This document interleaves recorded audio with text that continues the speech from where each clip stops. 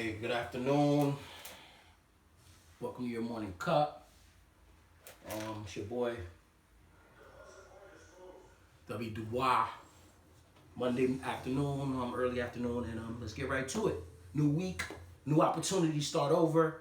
And before we get into anything, we're gonna send out those condolences and that acknowledgement of the great, marvelous Marvin Hagler, who passed away this weekend at the age of 66 years old. Marvin Hagler, arguably the greatest middleweight fighter of all time. He's part of that four horsemen of boxing: Duran, him, Hearns, and Leonard, Sugar Ray Leonard, Tommy Hearns, and Roberto Duran, Mr. Hands of Stone, who all fought each other in the 70s, 80s, and my first fight I ever saw was Hagler and Leonard. Then the 87 fight, I probably was this big, and I didn't know nothing. I just knew my pops and them, and they was hyping it, them OG Haitians and them poppy Puerto Ricans in my family and the Haitians, they was hyping it. And of course, the impressionable young man I am, I was like, yo, I want to see this. That fight took place a week after Hogan slammed Andre the Giant at WrestleMania 3 in Detroit. And it was so influential to a kid like me. And my dad, he had both of those. These are pay-per-view fights. We didn't have cable back then. He got it from his boy at work or whatever. They put the Hagler-Leonard fight on the VHS, and they put WrestleMania 3 on it. We had that tape for like 10 years. I used to watch that shit all the time. Great fight. That fight got me into watching boxing. That fight made me rewind and go watch old boxing, like a lot of young guys do now. Like my boy Jeff. He born like 88, 89. Yo, he's know all of these guys' fights, and these guys were done by the time he was in kindergarten. These guys were washed. So, these guys were part of a golden era in boxing. About 30 years of boxing, just great boxing from 1970 to the year 2000. So many great middleweights to heavyweights, from the Tysons to the Alis and the Fraziers and the Holmes. And then these guys, those four guys I named, and you had the Camachos and the Sweet Pete Whitakers, the Meldrick Taylors, Julio Cesar Chavez. I can go on and on. You had tough guys like Vinny Pazienza with his broken ass neck. It was a hell of an era, and it will never be matched again. It will never see it again. And I'm not complaining about it. I'm just here to tell you that, and I appreciate it. And we appreciate the marvelous one. And, rest in peace to Marvin Hagler. And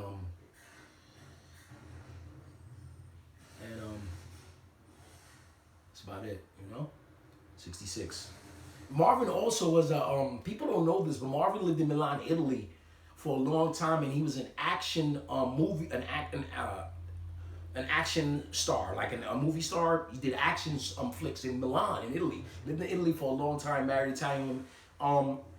They loved him out there. He came back here. He passed away in New Hampshire at 66. Marvelous Marvin Hagler, once again, folks. Okay. So let's move on. This word right here, retribution. Let me start that over. Retribution, that's the word of the day. I'm just calling it a word of the day. I'm not necessarily going to do a word of the day every day, but today it's important. Retribution, the requital according to merits or deserts, especially for evil. That's one definition of it. And then you go, something given or inflicted. Something given or inflicted in such requital, theologically, the distribution of rewards and punishment in a future life. A lot of times I like to use the word retribution, especially, in many different ways, because I feel like the person, when you do right, eventually you will get your desserts. You will get those desserts, your just desserts. And when you do wrong, you're going to get your just desserts. You're going to pay the price. You're going to pay the piper. Sometimes we don't know. We think what we're doing is right, or we think it's okay. It's just because you think it's okay doesn't mean it's okay, and it doesn't mean the piper's not going to extract revenge from you. The reason I brought up the word retribution, what it has to do with today. Let me get this off of here, because this thing keep on. There we go. What it has to do with today is the Norman High School Oklahoma girls team, the team that was bombarded with racial slurs by the announcer on that open mic, Mr. Matt, the Matt Rowan character. You guys heard the news this weekend. He had an open mic. He was the announcer, like doing play-by-play, and he called the girls fucking niggers because they knelt. I can say niggers on YouTube because it's okay to say niggers. You can't say other race slurs, but you can say the N-word all day. That's okay. But that's another story. So, but here they are. You know, you see girls of all races kneeling. They kneeling as one. These are young girls, man. How does he roll up his lips to say that? And of course, he had his reasoning.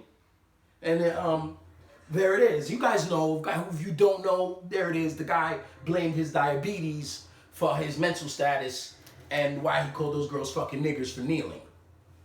You know what I'm saying? So, yeah, I'm a family man, member of the Baptist church, all that, yo. But his type 1 diabetes, my sugar was spiking, blah, blah. These white racist dudes always got an excuse. Bro, just say, yo, bro, keep it real. Be like, yeah, I'm racist, yo. SMD. I'm a racist. So what? I will respect that more. My sugar. Come on, hyperkalemia. Nigga, please. But anyway, I mean, and there you go, you know, there's the Oklahoma Norman girls. And the Retribution came. It came days later. Yeah, it did, yeah. When they became Oklahoma State champions. You know, Mr. Rowan, in his statements, he was saying, oh, yeah, you know, I hope those, whatever team they were playing, oh, kick their ass for kneeling, these fucking niggers, da, da, da, da. All right, bro. Good for those girls, man. That's retribution. That's retribution. When people try to knock you down or keep you down or whatever, and you rise to the occasion and you shut them up. There's nothing to say. There it is. There's a championship. There they go. God bless them. Good for you girls, man. No one will ever be able to take that away from them. Nobody. Nobody can take that from you. You know, and that's beautiful, man. You know what I'm saying? I was I'm gonna do this, you know, it's crazy, man. I got a bunch of other stuff today. I'm gonna do a little Cardi. I'm gonna separate that video, a little Cardi Meg reaction, and then I got it was something else juicy I had. I don't remember though. But before we close out here, here's a little more retribution. Right? Did you remember I just did the video on Pat? Right? I just did the video on Pat. You know, Pat was disrespecting the Garden. It became a bigger thing than it should have been. But, you know, there was a lot of jokes afterwards. You know, Pat, no ring. You know, if you had a ring, maybe, you know, all the funny stuff, the slander, the sneak dissing that people like to do. You know, that little sneak dissing. They did that with Pat. They did that on Friday with Pat. And what did Pat do? What did he do? He went and won the semifinal game. And then they won the Big East championship. Georgetown did in the Garden. In the Garden. Him and his Georgetown Hoyas, the low seeded Hoyas. The bubble. They weren't even a bubble team. They had no chance. The only way they could get in the tournament was to winning the Big East, to get in the big dance. This coming weekend was to win the Big East tournament, and they did that, man. And the irony of it is just remarkable to me, and it always works out like that. When they try to play you, that's when you come up. You don't have to say nothing. You just rise on their ass.